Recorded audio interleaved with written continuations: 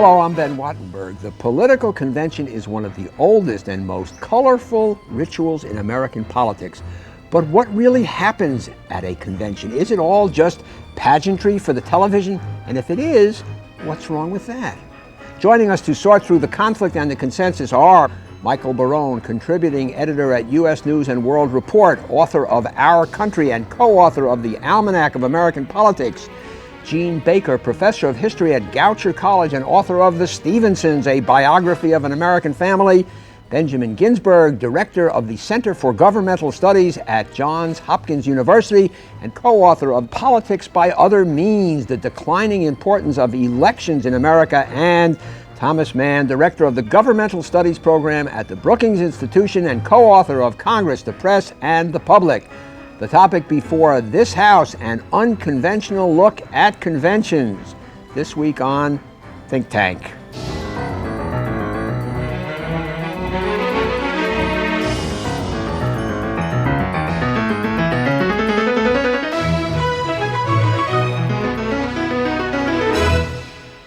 Neither political parties nor their conventions are mentioned in the Constitution or mandated by any law.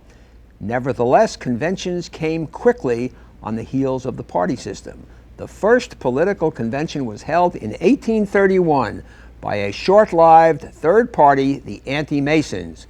The very next year, the Democrats caught on, and when the Republicans formed in 1854, how did they kick off their first campaign? With a convention.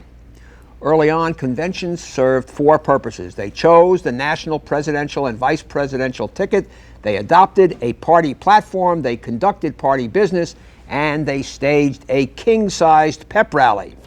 Today, primary voters have replaced delegates in choosing the nominee long before the conventions. Delegates and party officials write the platform before the convention, and party business is conducted throughout the year. Gradually, conventions have evolved. Today, they are mostly television infomercials to introduce the nominee and the party. But in politics, as in life, first impressions are very important. First question, lady and gentlemen, how important are conventions these days? Michael Barone, fast answers. Let's go around the room once quickly. Well, they've lost the function of being a communication device within the party, but they're a way that the party and its nominee can communicate with the public unmediated by a media that is typically critical and hostile, especially with the Republicans, but also sometimes with the Democrats. Tom Mann. They lost their role 40 years ago in selecting presidential nominees and now have taken on largely a role of publicity and political communication to present the candidate and the party to the electorate as a whole. That's an important function.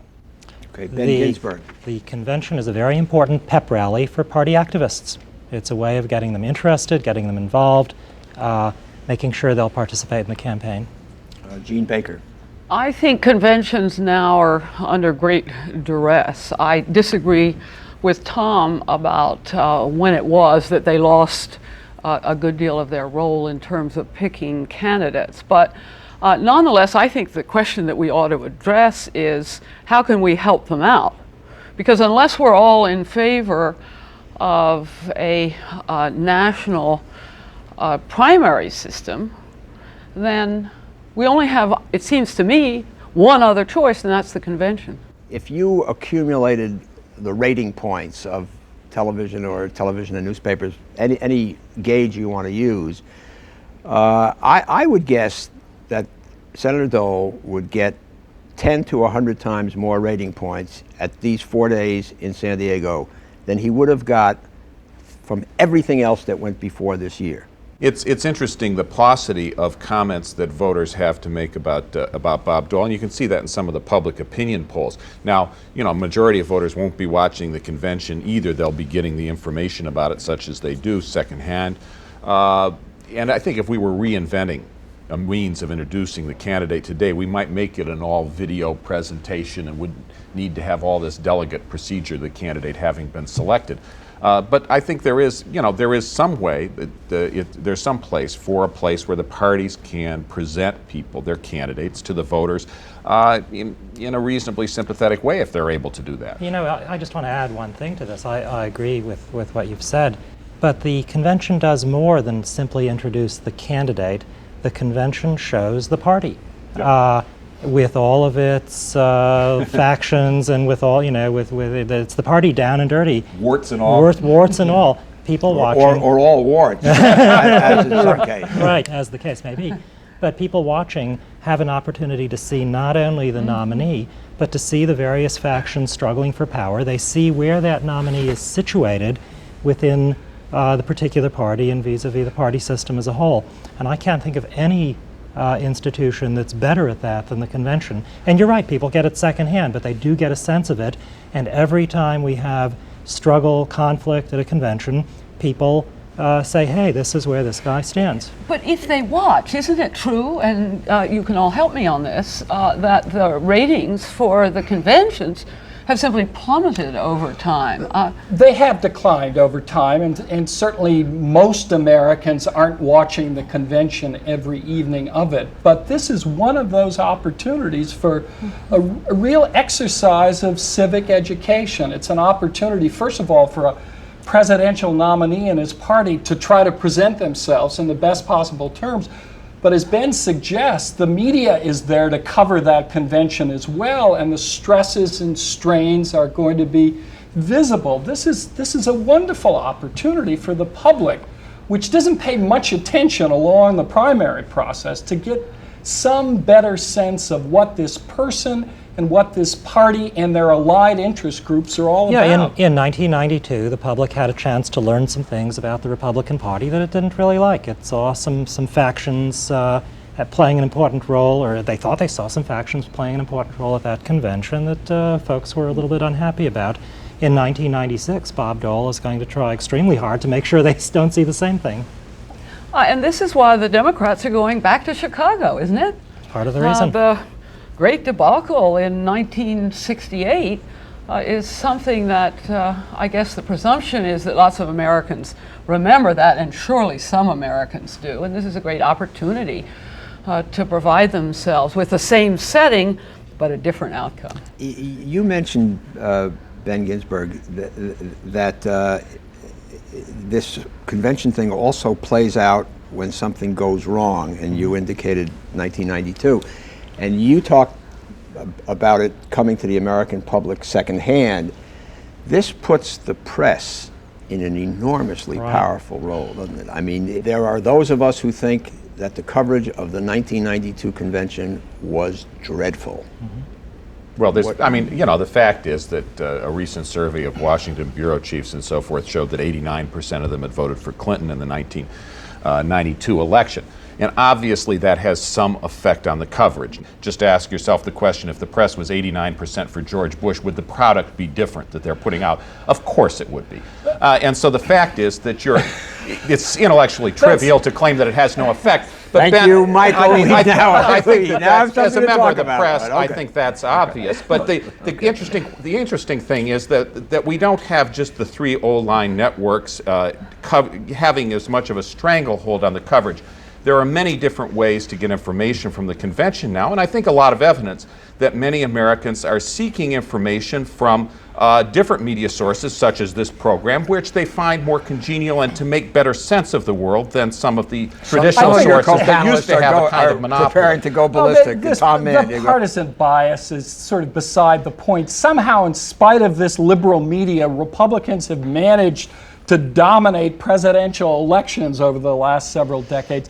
The more important point, Ben, is that there are two conventions, one occurring in Chicago and San Diego, and the other in our living rooms before the television set. That's three conventions, Chicago. Right. The media plays a terribly important role in deciding how the 2 hours or hour and a half of primetime television will be constructed.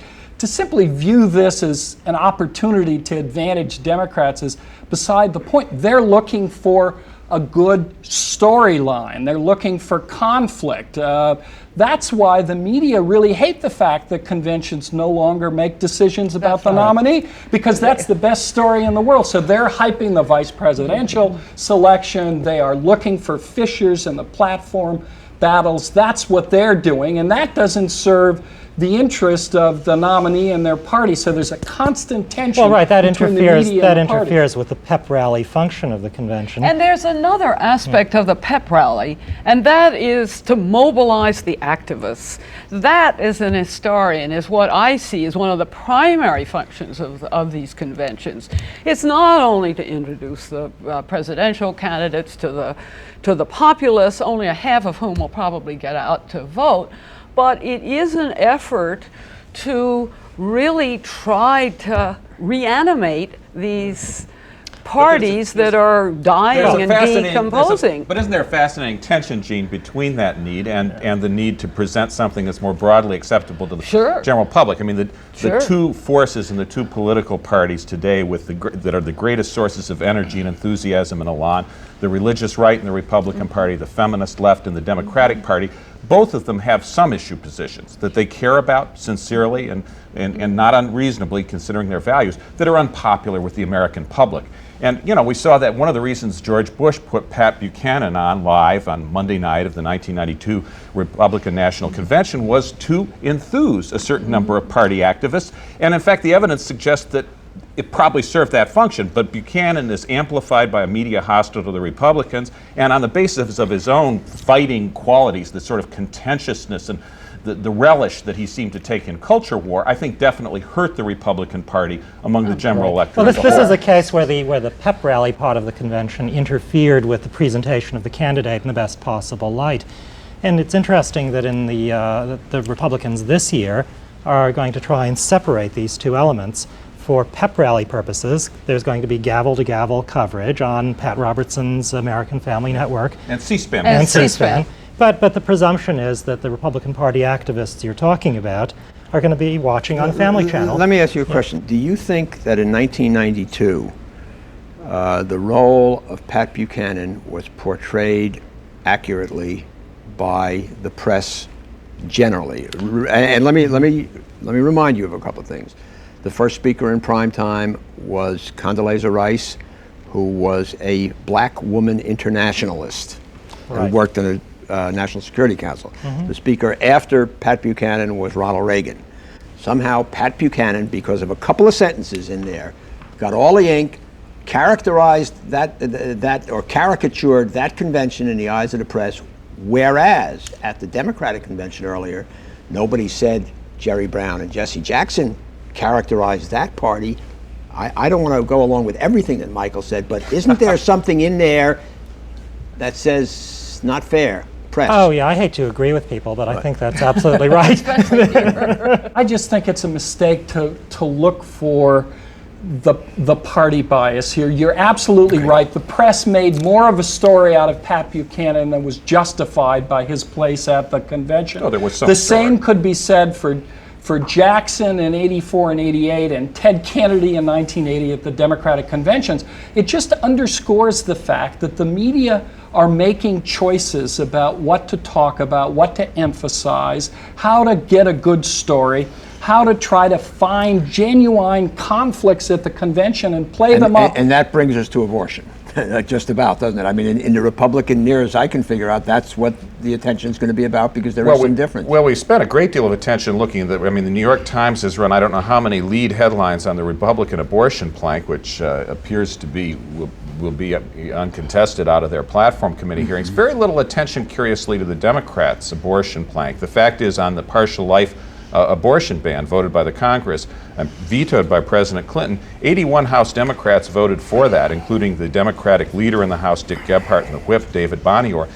My colleague Gloria Borger was one of the first people in the press that actually went to some of the Democrats and said, are you going to have an argument about abortion at your convention? Because on this one phrasing of the issue, there's a lot of difference between Democrats. I think we should talk a little bit about the primary system and how it undermines the conventions. It loves those digging around in New Hampshire and all those little taverns and snow in the backdrop. And there's a a sort of a zero-sum game going on, as of course there always is ultimately. But as someone has said, we all know. Why is it worse for the voters of New Hampshire and California and everywhere else, the primary voters, pick a candidate, than delegates in a smoke-filled room as of yore? What is wrong with that? I thought the primary system is an advance in this process, isn't it? I mean, you're the historian. Well, there are a couple things wrong with it. If you go early into states like New Hampshire, you're sure distorting the model, because as you just said, being first out of the starting blocks, to cop an image from Atlanta, is a big advantage. Well, so you come out of New Hampshire, Lamar Alexander, Pat Buchanan, who's ever heard of you? You're a sort of self-anointed candidate. Well, in fact, in New Hampshire, I mean, no state is typical, but New Hampshire is less typical than most. If Lamar Alexander had won 4,000 more votes in New Hampshire and Bob Dole 4,000 less, Lamar Alexander, in my judgment, would be the Republican nominee today. Oh, wow. 4,000 voters in New Hampshire had a terrific amount of leverage in this. No, wait, hold on. Just hang on. Let us recall who won the New Hampshire primary and what happened to him. Pat Buchanan won the New Hampshire primary and lost the next 35. Exactly. So, and as it stands now, not even offered a chance to speak live at the convention. So how important was New Hampshire? Well, it was a process. Ben, I'm with you. Tom. I think, frankly, I think the argument has been made and settled. The days of brokering and bargaining by party leaders and elected officials are over. That's the irrelevant. convention, it is not irrelevant. The convention gives us a window on American politics writ large. We live in a plebiscitary era. We live in an era of political communication, mass communication. We don't trust brokers anymore. We want to do governing for ourselves in the selection of nominees and, frankly, the way in which we settle legislative battles. In your model, you want to go back to the past. We'd never do that. I mean, we began with a caucus system in which the Electoral College nominated and then elected George Washington. And then came the caucuses, and they didn't work because the Congresses were the members of the caucus. We never go back. It seems to me that what we've got to think about is what he's the not model. going back. I'm accepting the president saying we can't go back, as much as I may like to. Well, right, Let Jean explain why she thinks Tom is going back. You're arguing against what we've come from, and that was the pre-progressive brokered convention, the smoke-filled room of American imagination in which deals I liked were it, Gene, but a whole lot of forces operated to change that system, and I can't see how we can go back. If you go back historically to the conventions, one of the things you find out is that the convention was actually a forum for communication of people that never talked. As recently as 40 and 50 years ago, leading politicians in this country, leading businessmen in this country, did not communicate by long-distance telephone. They did not hang out in airport lounges as they were hip-hopping in planes across the country. They never saw each other. So the Democratic delegates that came to Chicago in 1952 didn't really know who the other delegates were. The present system is not a bad one. It may be that out there in the world there is some better system, maybe we'll find it, but the present system isn't a bad one because, first of all, the actual choice of nominee is made in a series of primaries which maybe aren't timed exactly right. Maybe we want New Hampshire to come last rather than first, and the weather there is terrible and all that. But the actual choice is made in a series of primaries in which a lot of people participate. You know, until, I don't know, a few years ago, when we here in the political community describe these two parties and the two conventions, there was the C word for Democrats, which was chaos, or the K word. But chaos. That's what Democrats always did, is they argued and they screamed at each other. And Republicans were the unity party. They were this sort of white bread kind of thing, and everybody was sort of getting along with each other. Well, there's a reason for that. But now it's gone. It's apparently flipped. Yeah. I don't think we're going to get much argument at the reason for that is that the Republican Party has recruited large numbers of new forces into the political process. It's been the Republicans who have done what the Democrats used to do. They've mobilized large numbers of different kinds of folks who now play a role in politics and want representation at the convention and disagree with the old white bread Republicans. You were talking about the so-called religious right. And you buy that, Tom? I do indeed. There's no question that the fact that the Republicans have emerged to contest for and now control a majority in the House and the Senate, as well as dominating now at other levels of government, means they're more inclusive. It means there are bound to be divisions on social and economic issues, and those will oftentimes play out at a convention. It's just important to realize that Democrats aren't naturally chaotic and Republicans naturally consensual. These things change over time.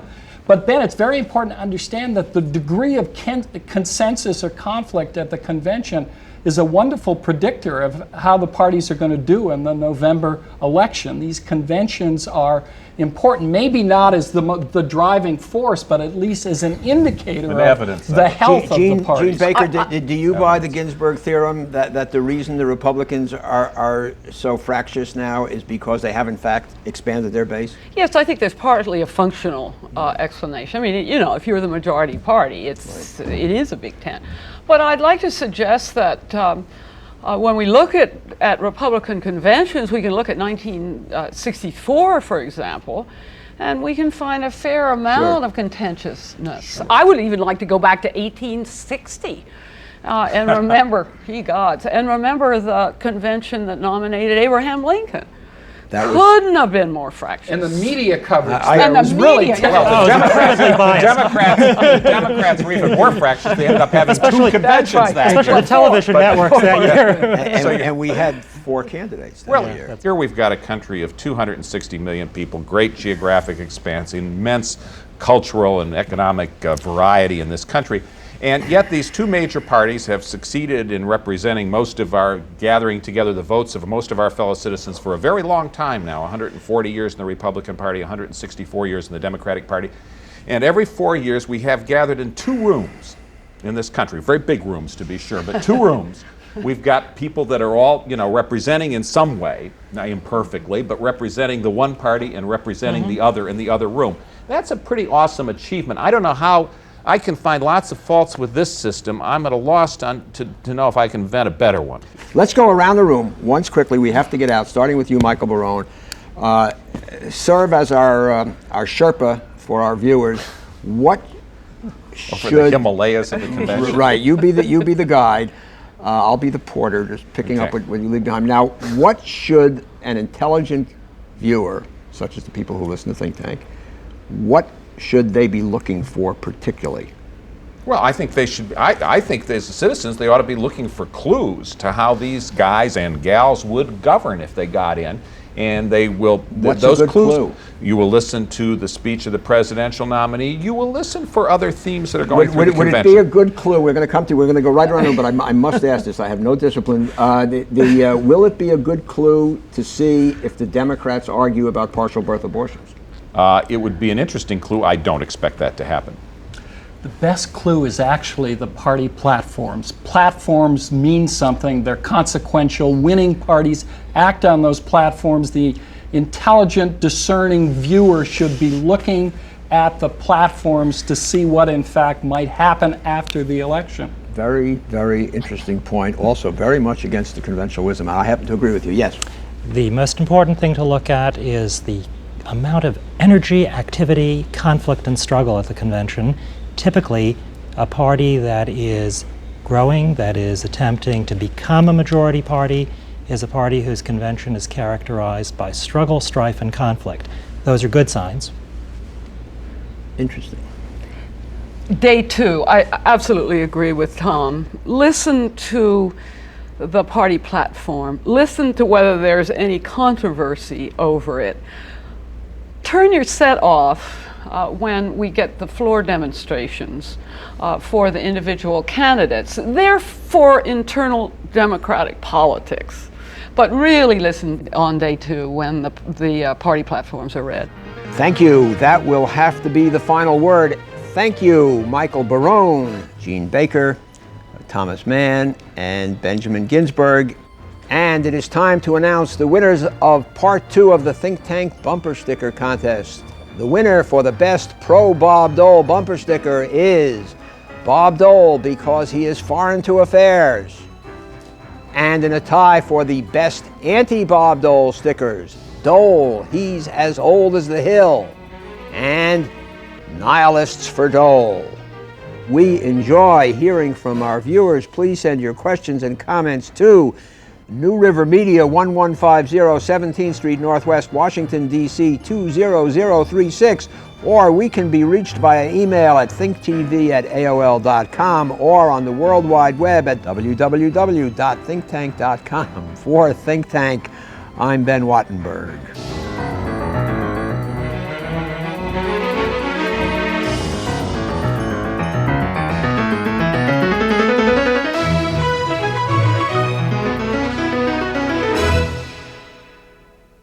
This has been a production of BJW Incorporated in association with New River Media, which are solely responsible for its content.